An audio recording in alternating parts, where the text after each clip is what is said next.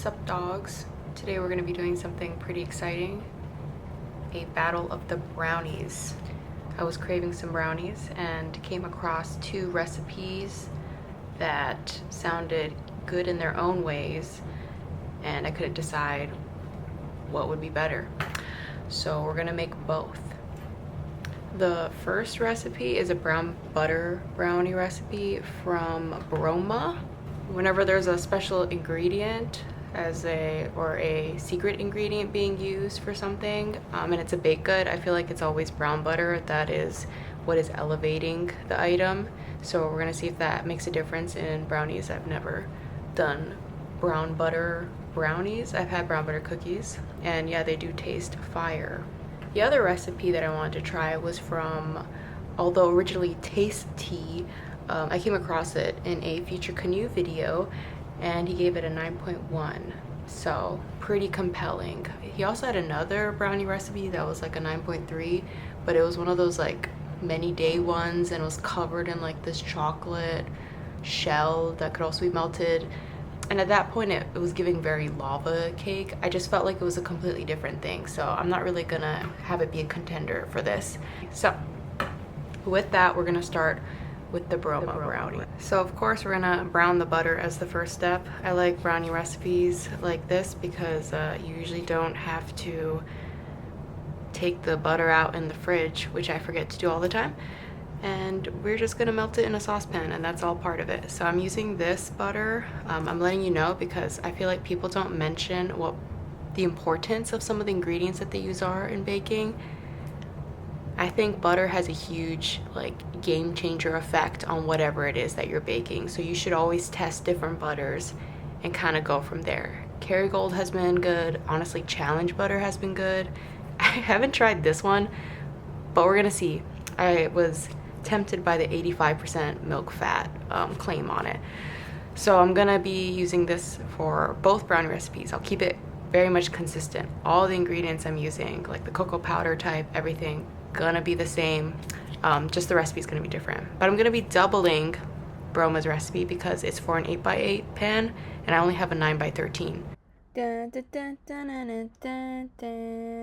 I also made some ramen while I was cooking this because you cannot bake on an empty stomach. Okay, so if you don't have a bowl, go get yourself a bowl. Look at that steamy juiciness. This is like the most important part, so like don't want to mess this up, especially considering that I don't have enough unsalted butter to continue this if we fail.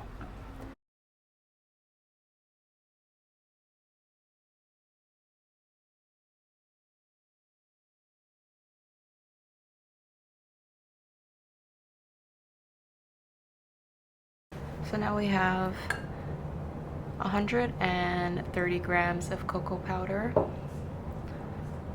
This was literally the only cocoa powder that they had at the market, and it was $26. So I did get two because I thought, like an idiot, that this is like, oh, a cup, and I need like a cup and a half instead of looking at the grams, because the weight of the recipe would coincide versus like 8.8 ounces in weight. I was like, oh yeah, that's the same as fluid ounces, even though this isn't a liquid. So I'm gonna need two of these if I need a cup and a half. But anyways, one will do if you ever come across this. Here it is. I'll use the cocoa powder anyway for the other brownie recipe and another recipe I want to try, so it'll be used. Shit.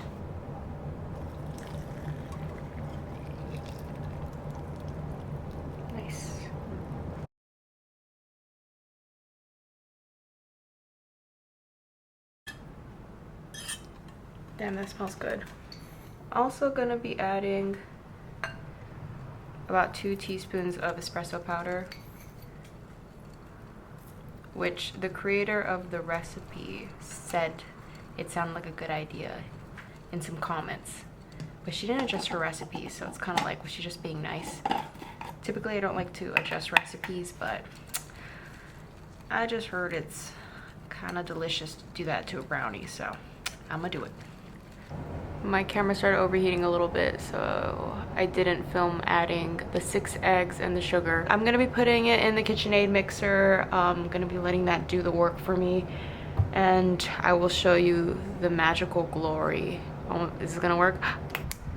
LOL. Okay. Wow, look at that. I also only just started preheating the oven now because I don't get how people can bake so quickly that you're not just having a hot oven on for an extra hour. Just cool down a little bit. See, it's already ready. I feel like I could have just put this butter thing in a cup and sell it as like some decadent hot chocolate and call it a day.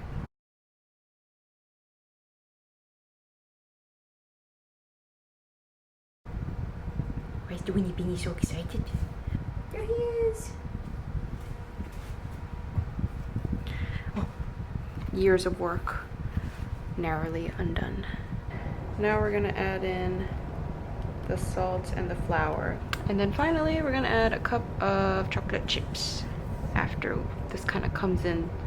The best box brownie mix, in my opinion, is the double chocolate Ghirardelli mix. Their triple chocolate, I think it kills it and overdoes the brownie. I don't know.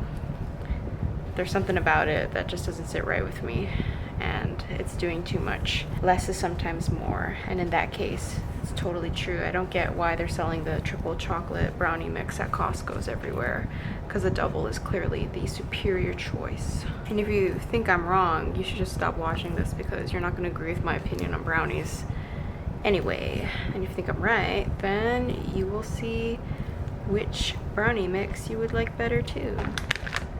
I don't know if the chocolate chip, yeah, they must have just melted. They kind of look like this now, so I feel like I gotta chop them up a little bit. Super cookie chips. Oh no, are these just what they look like? Somebody let me know. Is this what they usually look like, or did I like let them melt somehow? I feel like I should chop some up. Here we go.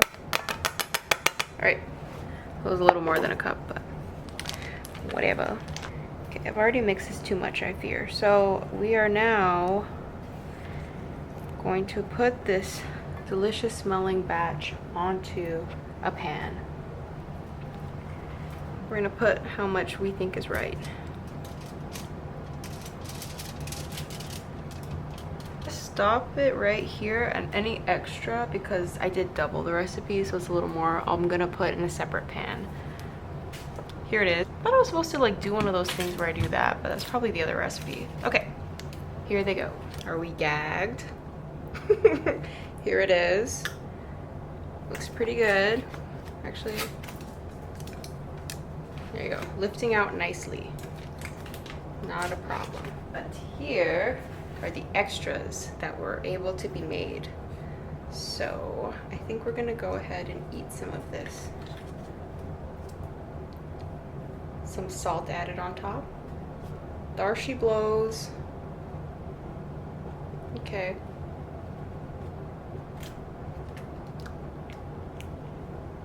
Way better than a box brownie mix, I'll say that much. Here's the cross section. Let me hit it with that camera light. Oh yeah. There's not a good chocolate this section because I used a leftover batter, so all the chocolate chips were kind of in the main brownie pan, but so I just kind of shoved some extra ones in here. But if this tastes good, I wouldn't say super chewy. It did make a crackly top, more fluffy, more cake-like, but I wouldn't say like super cake-like because I really hate that in a brownie. I don't like that. On a dense meter, I would give this maybe like a 7-ish, okay? It's a prime density is gonna be a little more closer, like 8, 9. 10's a little bit too much for me, so I think if I took it out 10 minutes before it was done and I did that slam thing, it'd be game changer. But the flavor, it's good because I get the aftertaste of the brown butter, which I didn't think was gonna make a difference, to be honest. In a cookie where there's not a strong profile, I thought you could taste it. With this having so much chocolate, I thought that was gonna overpower anything the brown butter could give. But no, I'm happily proved wrong. And honestly, the flaky salt, I think it adds a nice dimension so that like it takes away from the sweetness, but I don't need it. I think I prefer it without the flaky salt. Tibich. I don't know how the other brownie recipe is gonna beat this, to be honest. I don't remember if it has brown butter in it, but yeah, I don't know how it's gonna beat this. So you have to be like truly within yourself. What do you think this deserves? I'm gonna say this is definitely in the 8s for me. Yeah, I would give it like an 8.5. An 8.5? Yeah, it's somewhere in the 8 for me. I don't know what to describe it. It could be like an 8.7. The most would be an 8.7 for me, yes, yeah, exactly. Yeah. It's not a 9 for me yet, but I would surely make this again and be proud to bring it to a gathering. The flavor is phenomenal. So the most this is ever gonna be is an 8.7. It's just depending how I'm feeling right now. But okay, cool. That's what we have for the first one, and then now we're gonna make the second brownie. But I'm gonna wait till my next paycheck because I spent a stupid amount of money on that damn cocoa powder. Sup freak nasties, we're back. We have an empty pan. So we're here to get started with the second brownie recipe. I've already done a little bit of prep. So yeah, we got 8 ounces of chopped Gitad chocolate, some 30 grams of the Valrhona cocoa powder, some good-ish, and we have a tablespoon of espresso powder. Sorry, I have the camera down so you could like see the stuff when I'm cooking, so I hope you don't mind that you're not gonna really see my face, but hopefully you can hear me clearly. Very similar to the first brownie recipe. The only thing is, ratio-wise, we're having more of that chopped chocolate, pulling back less of the cocoa powder. So the first recipe, a lot more cocoa powder, less chopped chocolate. And then we're gonna go ahead and start melting 2.5 sticks of butter. Again, very similar to the first recipe in that regard. This recipe as a standard is making my 9x13 pan, okay? The other recipe, we doubled pretty much so that we can use that pan. This one's just as is, not increasing or decreasing in any way. And it is a tasty recipe, okay? Not like actually description-wise, like company name tasty-wise. It is their recipe. Like these angles, brah. So I'm letting the butter reach a simmer. So once it reaches a vigorous simmer, we're gonna do something magical and pour it into this bowl. I do have this below, and I really hope this Pyrex bowl is gonna be able to withstand the heat. It's not cold right now or anything. Okay, here's that hot butter. Let's just do this quickly, but I'm scared.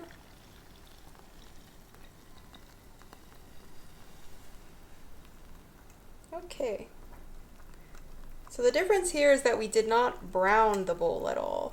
We are browning the bowl with all the chocolate in here, but what I was trying to say is that we are not browning the butter. We are just pouring hot butter. It did not reach anywhere close to a nutty fragrance for sure. In fact, all I'm getting is more of like a movie theater fragrance.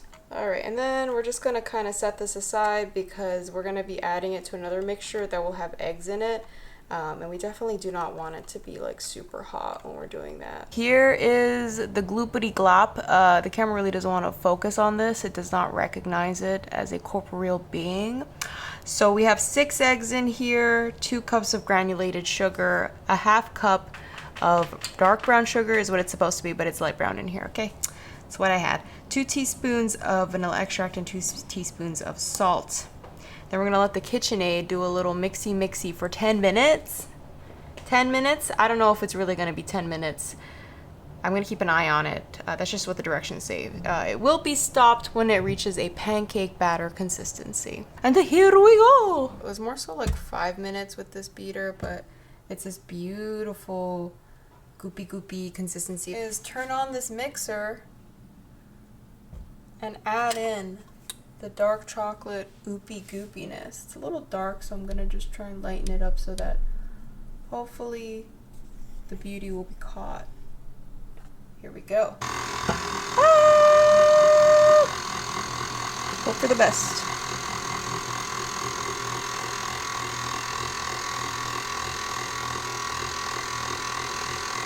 Gorgeums.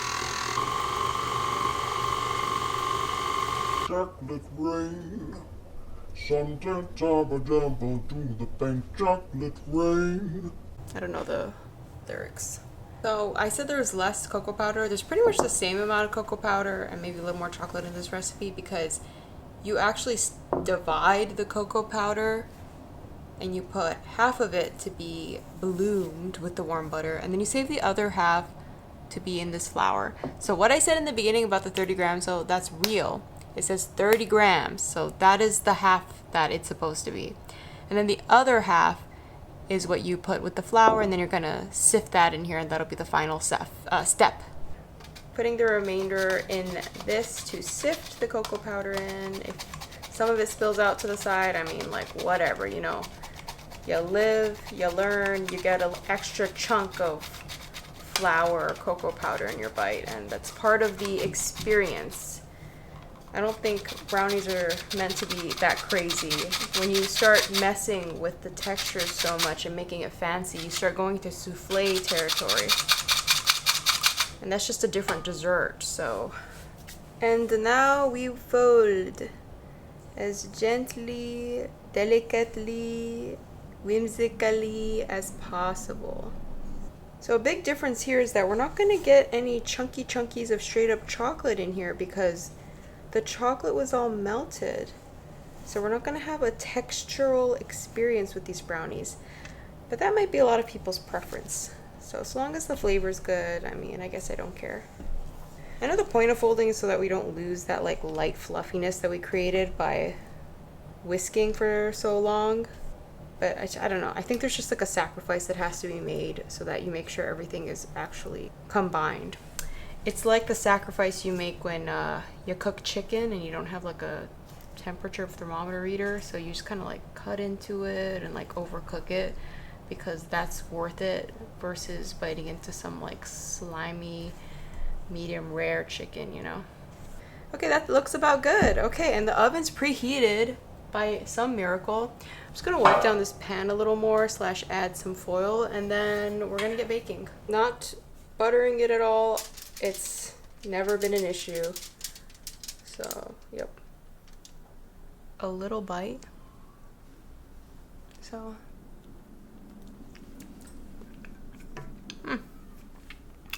Oddly enough, tastes a little more milk chocolatey. Like a pure classic brownie. That's the taste I'm getting. Alright guys, here comes the big thing. 20 minutes in, taking the brownies out. Slamming them on flat surface 2 times. Then put back in 20 minutes. Am I going to do that on the camera? No, because I don't want to do that on this nice table. Nor do I want to move the camera because I'm lazy. But I will let you listen to me do that over there.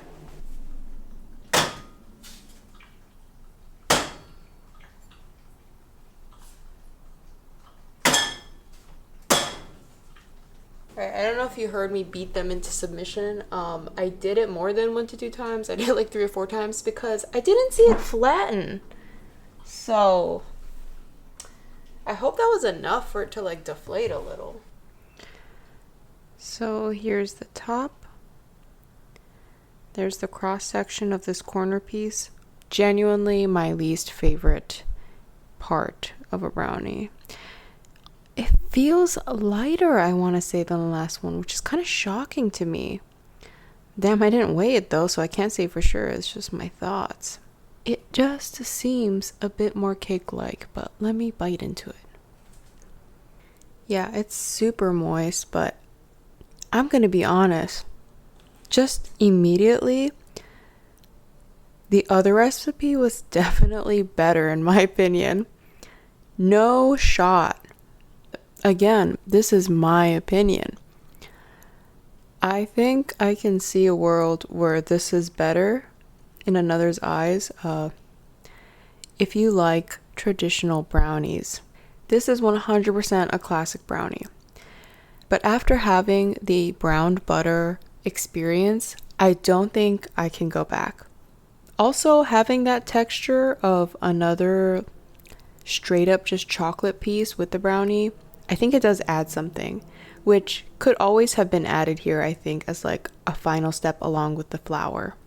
It's just it's maybe a bit too fluffy for my taste, which is shocking because The last one I thought was very dense, and yet I heard a lot of it's fluffy cake-like from others that tried it. This one's definitely going to be really fluffy then. So I'm going to eat it with these like chocolate pieces and see if I can simulate the crunchy texture experience.